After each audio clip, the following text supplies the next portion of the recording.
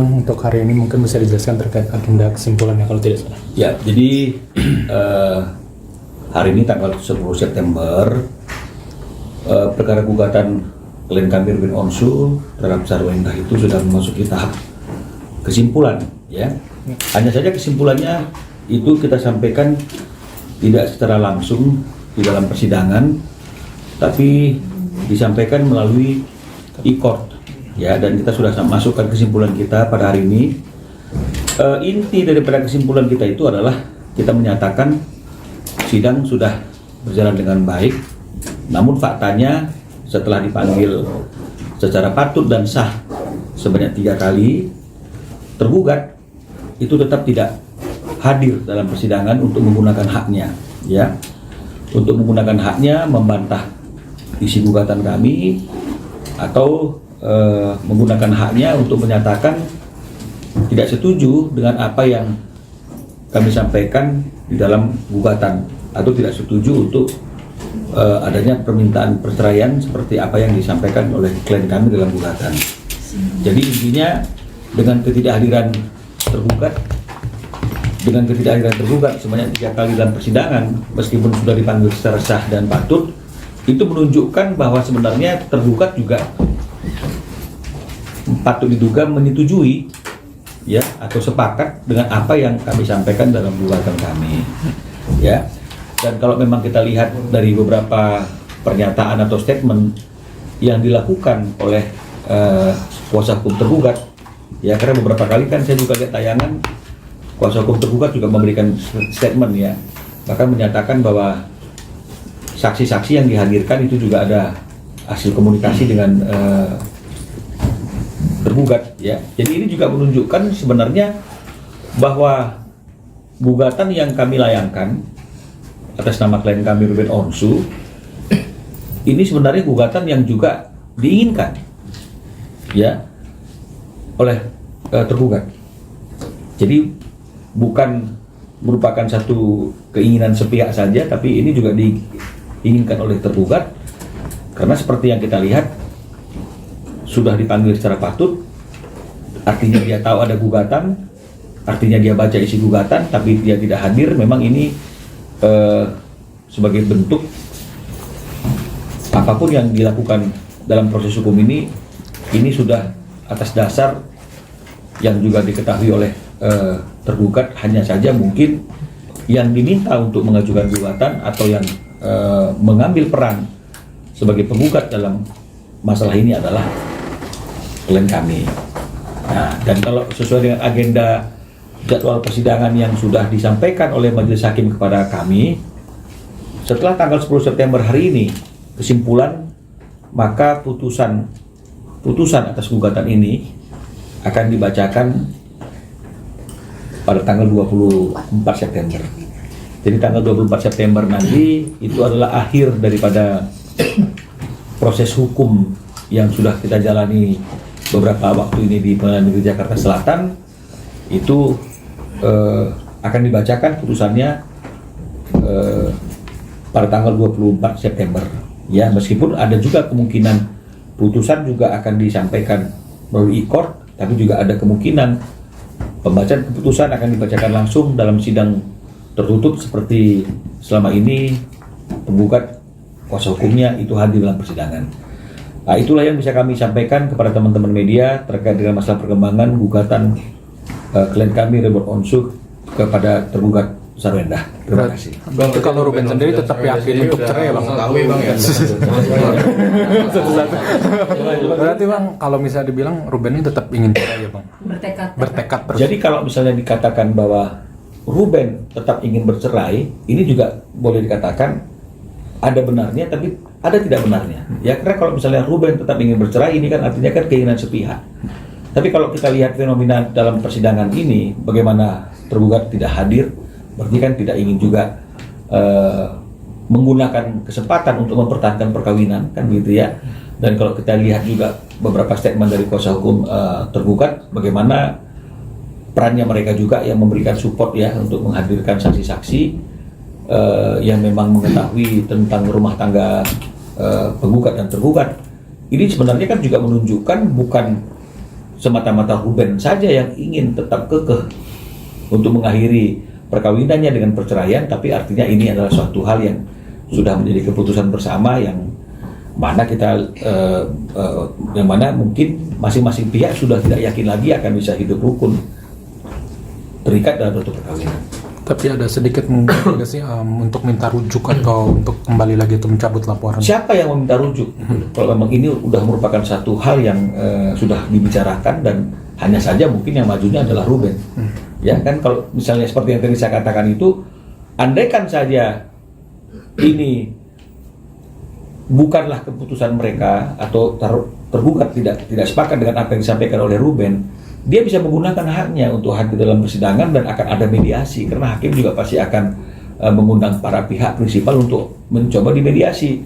Disitulah kalau memang mau ada rujuk, mau ada maaf, ada yang mempertahankan. Tapi kan ini tidak ada kondisi yang seperti itu, dan kalau kita lihat dari beberapa pernyataan juga dari pihak tergugat, kuasa hukumnya kan ini kan kita bisa mendapat kesimpulan sebenarnya, meskipun dari kami tidak pernah menyatakan dengan tegas selama ini, tapi kan dapat disimpulkan bahwa ini adalah satu keputusan yang memang sudah mereka ambil bersama, dan hanya saja yang diminta untuk maju ke dalam persidangan itu adalah Ruben. Bang, ini kan dari awal prosesnya sangat demam-demamnya, nggak ada saling tuding, nggak ada saling hujat segala macam dan antara Ruben dan Sarwenda.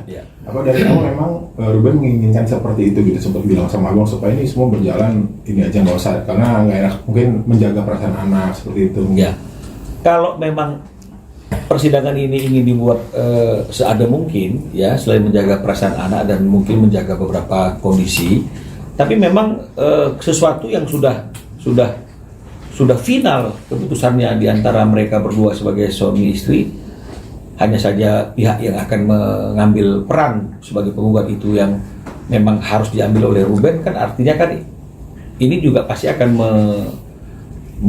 meminimalis konflik. Yang akan terjadi konflik itu kan kalau misalnya kemudian satu menginginkan berpisah tapi satu tidak menginginkan, ya ini yang mungkin akan terjadi konflik, ya, atau ada hal-hal lain yang mungkin yang membuat akhirnya ada suatu perbedaan pendapat di situ, mungkin itu yang akan membuat timbul konflik kan gitu. Tapi karena memang semuanya ini sudah difikirkan matang-matang dan secara dewasa, dan memang inilah yang dianggap yang paling tepat saat ini di dalam rumah tangga mereka, maka semuanya adem tanpa saling tuding. Selain gugatan cerai perceraian, mungkin orang juga bertanya soal akan seperti apa nanti Ruben setelah bercerai gitu, termasuk soal anak, soal harta, apakah itu juga sudah dibicarakan sama Abang? Oke, jadi makanya seperti yang saya sampaikan berkali-kali itu, bahwa pembicaraannya adalah kalau memang sudah ada putusan, jadi tanggal 24-nya ada putusan. Setelah putusan itu keluar, maka Ruben akan muncul, itu yang disampaikan oleh Ruben, untuk menjelaskan, untuk mengklarifikasi agar tidak terjadi simpang siur, ya, informasi yang simpang siur tentang bagaimana kondisi-kondisi yang terjadi dalam rumah tangganya, dalam perkawinannya setelah adanya putusan perceraian tersebut, baik itu mengenai masalah anak, baik itu mengenai masalah apapun. Jadi nanti di situ teman-teman media bisa bertanya dan berdialog langsung dengan Ruben. Tapi hari ini memang kita tunggu dulu tanggal 24 Septembernya sampai ada putusan itu, sehingga akhirnya kalaupun itu disampaikan itu hanya bicara untuk sesuatu yang sudah terjadi, dan inilah yang akan yang kondisi inilah yang terjadi pada kami saat ini. Jadi mungkin Ruben hanya ingin memberikan informasi itu, tidak jadi polemik yang berkepanjangan, ya. Selain keinginan dari Ruben sendiri, ada masukan-masukan dari Abang sendiri untuk Ruben supaya segala proses ini berjalan lancar seperti itu?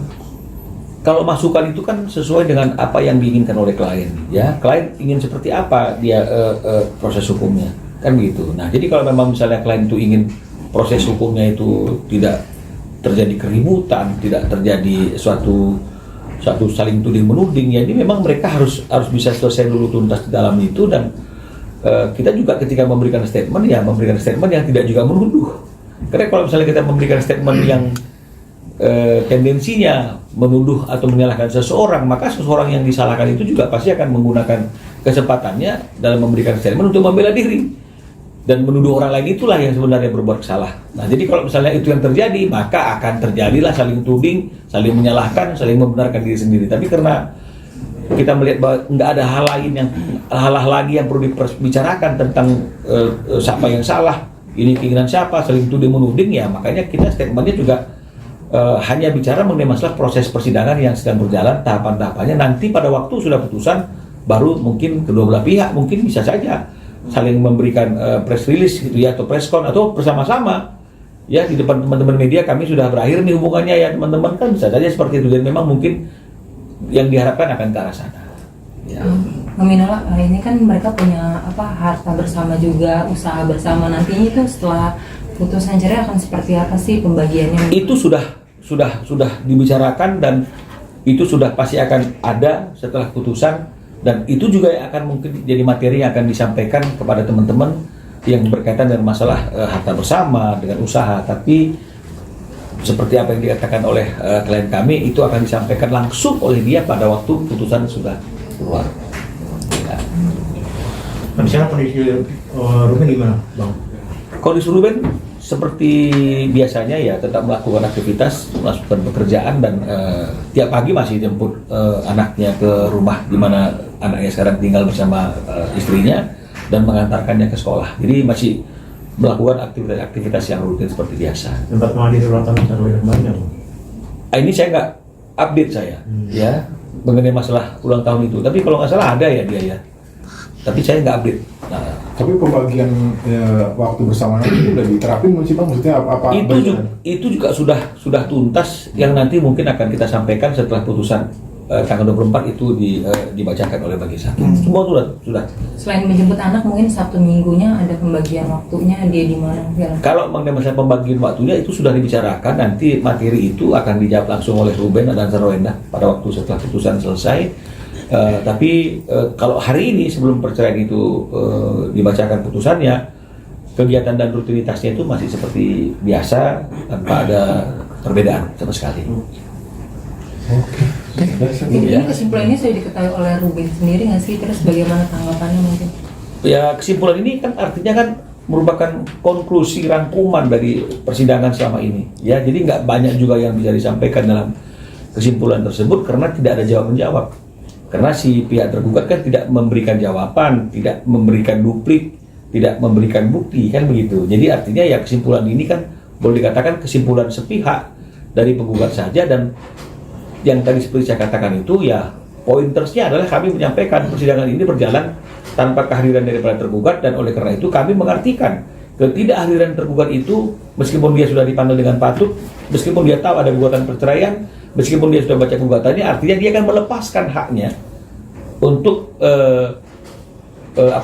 untuk memberikan jawaban, melepaskan haknya untuk mempertahankan perkawinan itu sendiri. Karena kalau memang misalnya dia ingin mempertahankan perkawinannya, maka harusnya dia hadir di persidangan untuk menolak semua apa yang disampaikan dalam gugatan itu. Tapi ketika dia tidak hadir, berarti kan artinya dia juga sepakat dengan apa yang disampaikan oleh penggugat. Jadi ini yang kami sampaikan dalam kesimpulan. Oke. Terima kasih banyak. Terima kasih. Iya.